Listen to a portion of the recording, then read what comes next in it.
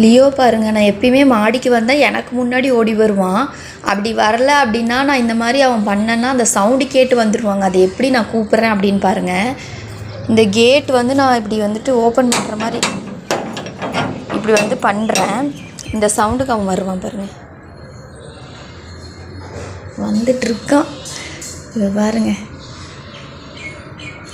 எவ்வளோ ஒரு விவரம் பாருங்கள். அவனுக்கு வந்து மாடிக்கு வர்றது அப்படின்னா ரொம்பவே பிடிக்கும்.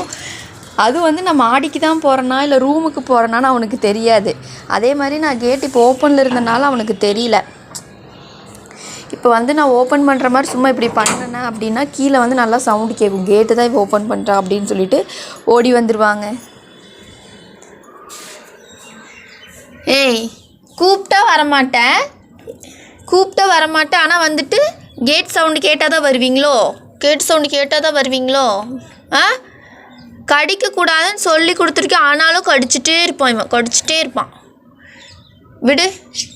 விடுன்ன படு. நீ படுக்க தானே வந்த, படுத்துக்கோ.